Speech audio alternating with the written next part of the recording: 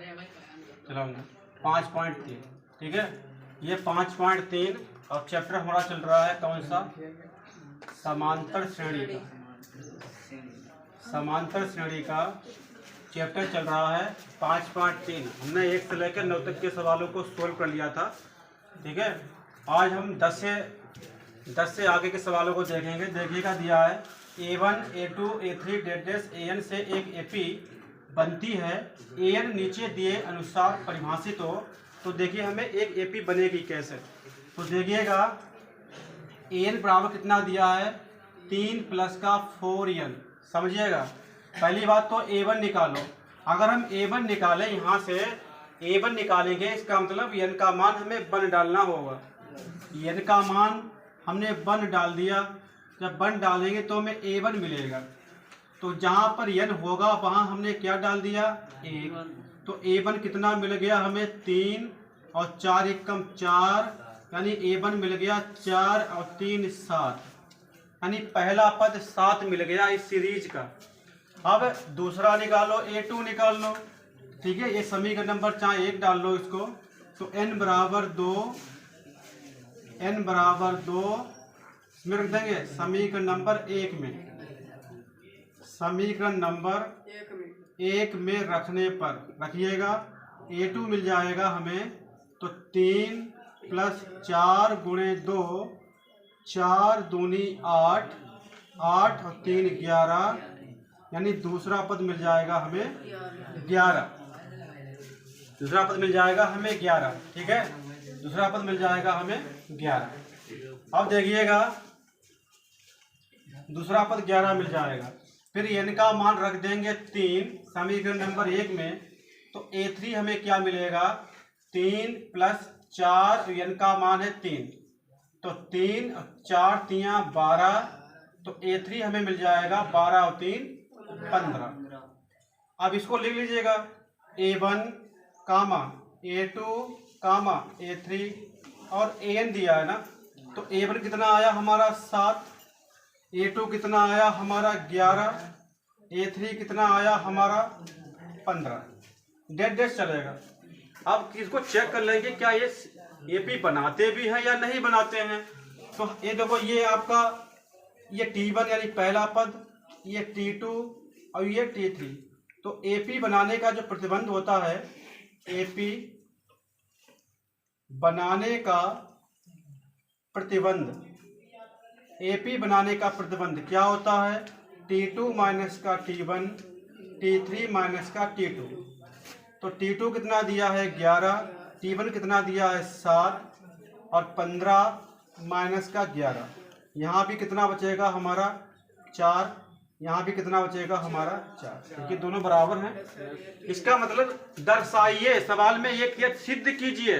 सवाल में ये दिया गया था कि सिद्ध कीजिए कि A1 A2 कामा A3 डेश A1 से एक AP बनती है, एक अर्थमेटिक प्रोग्रेसिव यानी एक समांतर श्रेणी बन जाती है। लेकिन AN की वैल्यू कितनी दी है? AN की वैल्यू दी है 3 प्लस 4N। अब AN दूसरा खंड क्या है? 9 माइनस का 5N। अब हमें पहले तो A1 निकालो। A1 कैसे निकलेगा? जब N का मान 1 रख देंगे, N का मान 1 रखेंगे तो 3 4, N का मान 1 रखेंगे तो 4 कम 4, यानी A1 का मान 7 आएगा। हमने दूसरा पद निकाल लिया, या A2 भी निकाल लिया, तो N का मान 2 रख दिया। 2 रखेंगे तो 4 दूनी 8, 8 3 11, यानी दूसरा पद 11 हो गया। लेकिन 2 पदों से यह बात सिद्ध नहीं हो पाएगी कि ये समांतर श्रेणी में है अथवा नहीं है। इसीलिए मैंने इसका तीसरा पद और निकाल लिया, N की जगह पर 3 डाल दिया, तो A3 निकाला 3, 4 प्लस 3, 4 3 12 और 3 15। A3 कितना हो गया? 15। किसी भी सीरीज को चेक करने के लिए हमें 3 पद चाहिए, और 3 पद मिल गए हमें, A1 A2 A3 dash AN। तो AN यानी 7 11 और 15। देखिए 7 में 4 जोड़ोगे क्या मिलेगा? 11। 11 में 4 जोड़ोगे क्या मिलेगा? 15। ऐसे ही अब ये तो सीरीज मिल गई, लेकिन क्या इसको चेक भी करेंगे कि क्या ये AP बनाती है कि नहीं भी बनाती है। तो क्या है? T1 T2 T3, पहला पद, दूसरा पद और तीसरा पद। तो AP बनाने का जो प्रतिबंध होता है वो क्या होता है? T2 माइनस का T1 बराबर T3 माइनस का T2। तो यहाँ पर T2 की वैल्यू है 11, T1 की वैल्यू है 7, T3 की वैल्यू है 15 और T3 की वैल्यू है 11, T2 की वैल्यू है 11। तो 11 में से 7 जाएंगे 4 बचेगा, 15 में से 11 जाएंगे 4 बचेगा, दोनों बराबर हैं, लिख देंगे। अतः A1 comma A2 comma A3 डेटस AN एक AP बनाते हैं। AP बनाते हैं किसके लिए? इस वाली खंड के लिए। AN बराबर 3 + 4n है, AN बराबर 3 + 4n अगर ये परिभाषित है तो इसके लिए A1 A2 A3 डेटस AN तक जाएंगे तो ये एक AP बना लेंगे। यही हमारा क्या हो जाएगा? आंसर हमें सिद्ध करके दिखाना था। अब देखिएगा जो इसका दूसरा वाला खंड है AN बराबर 9 - का 5n, जैसे मैंने इसका पहला खंड किया है वैसे ही दूसरा भी किया जा सकता है। तो ये तो आप कर लेंगे, क्योंकि A1 निकालेंगे n की जगह पर 1 डाल देंगे, A1 निकाल लेना, फिर n की जगह पर 2 डालेंगे, A2 निकाल लेना, n की जगह पर 3 डाल देंगे तो A3 निकाल लेंगे। तो A1 A2 जो सेकेंड वाला जो है वो इसी के हिसाब से है, बिल्कुल इसी सेम है, आप करके देखिएगा, ठीक है। अगर आपसे नहीं होता है तो आप कमेंट्स बॉक्स में लिखिए। आइए इसके बाद देखिएगा, इसमें हमें 15 पदों का योगफल भी निकालना था, तो हम 15 पदों का योगफल भी निकाल लेंगे। A1 A2 A3 की जो सीरीज प्राप्त हुई है वो 7 11 15 प्राप्त हुई है। यहाँ A की वैल्यू हो जाएगी 7 और D की वैल्यू हो जाएगी 11 - का 7, यानी दूसरे वाले पद में से पहला वाला कम कर देंगे, D का मान 4 आ जाएगा। हमें 15 पदों का योगफल निकालना है तो n की वैल्यू 15 हो जाएगी। तो n पदों का जो योग का सूत्र क्या होता है? n पदों का योग, n बराबर सूत्र होता है n/2 2a + n - 1 × का d। तो n की जगह पर डाल देंगे 15/2 और a की वैल्यू है 7, n की वैल्यू है 15, d की वैल्यू है 4। तो 15/2, 7 दूनी हो जाएंगे 14, 15 में से 1 जाएगा 14 × 4, तो 15/2, 14 + 14 चौको हो जाएंगे 56। उसके बाद देखिएगा तो 15 पदों का जो योगफल आएगा 15/2, 56 और 14 हो जाएंगे हमारे 70, 2 × 1 = 2, 2 × 3 = 6, 2 × 5 = 10, तो 15 × 35, तो 15 × 75 के 5, 15 × 3 = 45 और 7 हो जाएंगे 52, तो 525 हमारा क्या आ जाएगा? आंसर आ जाएगा। यानी A1 A2 जो ये सीरीज बनाते हैं उसके 15 पदों का योगफल भी पूछा गया था, तो 15 पदों का योगफल कितना आ जाएगा? 525 आ जाएगा। ऐसे ही सेकेंड वाले का बिल्कुल सेम इसी विधि से इसी तरीके से किया जा सकता है, तो उम्मीद है कि सेकेंड वाला आप इसी प्रकार से कर लेंगे।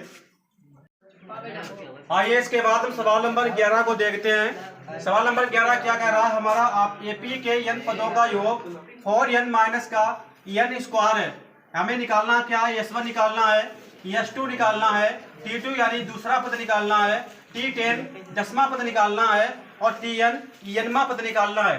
तो देखिएगा बहुत ही अच्छा सवाल है सवाल नंबर 11। सवाल नंबर 11 में हमें 5 चीजें सीखने के लिए मिल रही हैं, यानी 5 चीजें ये सवाल हमें सिखाएगा। बहुत ही अच्छा सवाल है, इंपॉर्टेंट सवाल भी है। तो आइए देखो इसको देखते हैं। AP के प्रथम n पदों का योग दिया है, क्या दिया है हमें? योग, यानी SN की वैल्यू दी है 4n - का n², 4n - का n² दिया है। तो सबसे पहले तो यह संबंध निकालो, तो n की वैल्यू रख देंगे हम 1 रख देंगे, n की जगह पर S1 आएगा, यानी 4, n का मान 1 और n की जगह पर 1 1 का स्क्वायर, 4 × 1 = 4, 1 का वर्ग 1, 4 में से 1 जाएगा 3, यानी S1 की वैल्यू कितनी आ जाएगी? 3 आ जाएगी। पहला वाला हमने निकाल लिया है, S1 की वैल्यू कितनी हो जाएगी? 3 हो जाएगी। अब देखिए S2 कैसे निकालेंगे? n बराबर रख देंगे हम 2, n बराबर 2 रखने पर समीकरण नंबर इसको 1 मान लीजिएगा, समीकरण नंबर 1 में रख देंगे तो क्या मिल जाएगा? S2 बराबर 4, n का मान है 2 और 2 का स्क्वायर, तो 4 दूनी 8, 2 का वर्ग 4, 8 में से 4 जाएगा तो 4 आएगा, यानी S2 यानी प्रथम 2 पदों का योगफल कितना आ जाएगा हमारा? 4 आ जाएगा। T2 देखिए कैसे निकालेंगे, T2 कैसे निकालेंगे। अब देखिए S3 भी निकाल कर देख लो, S3 कैसे निकलेगा। S3 कैसे निकलेगा, जब n की जगह पर 3 डाल देंगे तो 4 n की जगह पर 3 और 3 का स्क्वायर, तो 4 3 12, 3 का वर्ग 9, 12 में से 9 जाएंगे 3, तो S3 हमारा कितना आ जाएगा, 3 आ जाएगा। S3 हमारा 3 आ जाएगा। अगर हम S4 भी निकालने की कोशिश करें, S4 कैसे निकलेगा, n की जगह पर 4 डाल देंगे, 4 गुणे का 4 और 4 का स्क्वायर, 4 चक्को 16 और n का मान भी 4 है 16, कितना हो जाएगा हमारा 0 आएगा। S4 भी हमारा 0 आएगा। देखिए हमने S4 तक निकाल लिया। अब हम सीरीज कैसे बनाएंगे, देखिए T1 बराबर का S1 होता है, T1 बराबर का S1 याद कर लीजिएगा, T1 S1 के बराबर होता है, पहले पद का योग ही स्वयं होता है, T1 बराबर S1।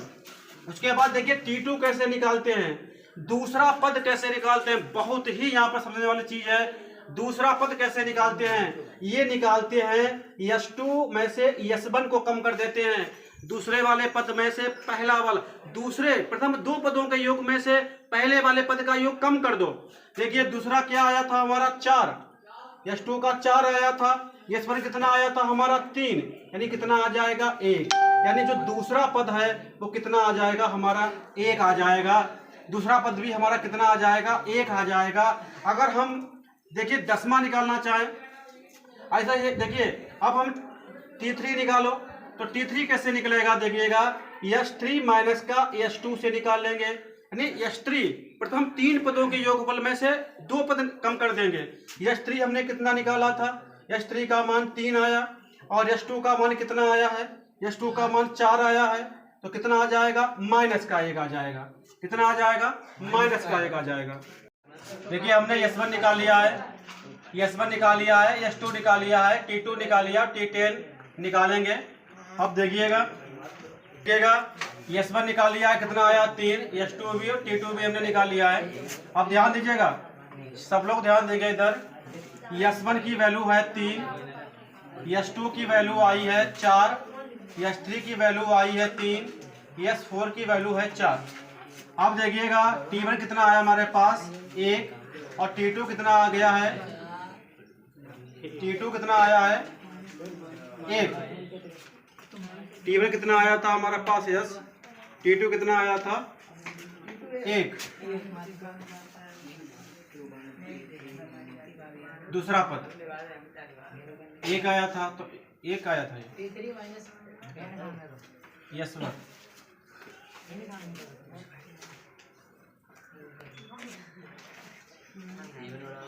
S2 कितना है, S2 है 4, S1 कितना है T1, मतलब T1 बराबर का S1 है, यानी T1 हमारा कितना दिया है यहाँ पर 3, ठीक है, यानी T1 कितना दिया है मेरे पास 3, T2 कितना दिया है 1 और T3 कितना दिया है माइनस का 1। तो आप देखिएगा पहला पद इसका 3 हो गया, दूसरा पद इसका 1 हो गया और ये वाला इसका माइनस का 1 हो गया। अब ध्यान दीजिएगा डेटे से दिया है, निकालना क्या है हमें दसवां पद, यानी n बराबर 10 रख देंगे, तो n पद का सूत्र क्या होता है, a plus n minus 1 into का d होता है। n की वैल्यू रख देंगे 10, a का मान है 3 और n का मान है 10 माइनस का 1 और d देखो निकाल लेंगे। d कैसे निकालोगे, देखिए d कैसे निकालेंगे, पहले वाले में से दूसरे वाले में से पहला वाला कम कर देंगे, 1 माइनस का 3 अर्थात माइनस का 2 आएगा, तो ये माइनस का 2 हो जाएगा, 3 10 में से एक जाएगा 9 और माइनस का 2 और प्लस माइनस हो जाएगा माइनस 9 दूनी 18 और कितने बचेंगे माइनस का 15, यानी जो दसवां पद होगा वो हमारा माइनस का 15 हो जाएगा। दसवां पद होगा वो माइनस का 15 हो जाएगा। उसके बाद देखिए हमें निकालना क्या है, यनमा पद, यनमा पद निकालना है, यनमा पद। तो सूत्र क्या होगा, टी बराबर a plus n minus 1 into का डी।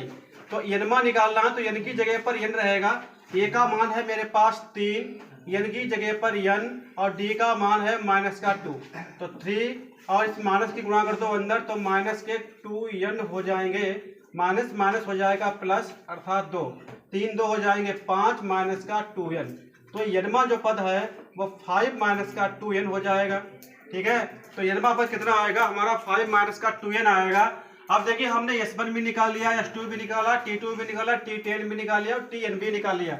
ठीक है, तो बहुत ही अच्छा सवाल था। देखिएगा अगर कोई सीरीज है जैसे 2, 4, 6, 8, 10, देखिएगा T1 क्या हो जाएगा, S1 यानी पहले पद का योग 2 आएगा। अगर हम S2 करें तो क्या आएगा, 2, 4, 6 आएगा। अगर हम 3 करें तो कितना आएगा, 2, 4, 6, 12 आएगा। तो देखिएगा अगर आपको जब भी योग S1, S2, S3 दिया हो, T1, T2 निकालना हो, तो देखिएगा 4 में से ये दूसरे प्रथम 2 पदों का योग कितना है, 6 है। तो 6 में से आप 2 को कम कर दीजिएगा। 6 में से अगर आप 2 को कम करेंगे तो आपको ये 4 मिल जाएगा। ऐसे ही यानी प्रथम 3 पदों के योगफल में से प्रथम 2 पदों का योग कम करेंगे तब आपको क्या मिलेगा, तीसरा पद मिल जाता है। तो इसी यही यहाँ पर किया गया है। तो n पद हमारा कितना आ जाएगा, 5 माइनस का 2n आ जाएगा। तो देखिए इसके बाद हमने अभी सवाल 10 को सोल्व किया है, 11 को सोल्व किया था। ठीक है, अब हम सवाल नंबर 12 को सोल्व करेंगे। बहुत ही अच्छा सवाल है।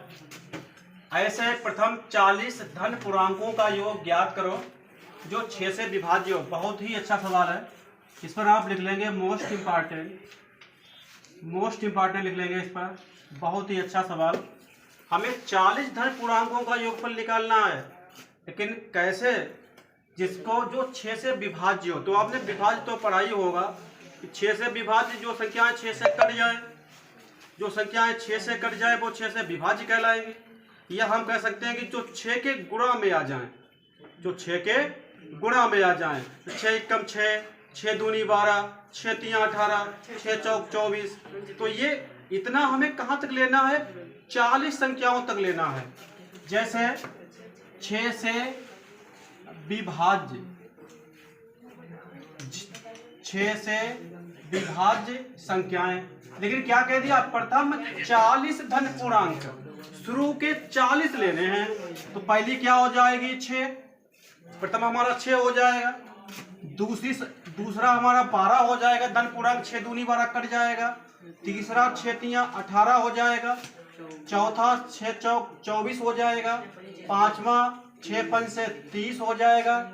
डेड डैश कहाँ तक पहुंचेंगे हम, ऐसे कहाँ तक पहुंच जाएंगे, 40 पदों तक निकालना है। 40 पदों तक, ऐसे हम कहाँ तक जाएंगे, 40 पद अगर लिख लिए जाएं, ऐसी संख्याएं जो 6 से विभाज्य हो और 40 पद तक लिख लें, तो उन 40 पदों का योग कितना होगा वो निकालना है हमें। तो देखिएगा इसमें पहला पद क्या हो जाएगा, 6। ध्यान दीजिएगा, पहला पद हो जाएगा 6। डी निकाल लेंगे अर्थात सर्वांतर निकाल लेंगे। अब आपको सर्वांतर निकालने में कोई दिक्कत नहीं होगी। T2 माइनस का T1 कर देंगे अर्थात 12 माइनस का 6 कितना आ जाएगा, डी की वैल्यू मेरे पास आ जाएगी 6। डी की वैल्यू कितनी आ जाएगी, 6 आ जाएगी। अब हमें n कितना दिया है, 40 दिया है और n पदों का 40 पदों का योग निकालना है। तो क्या लगा देंगे, n पदों का योग,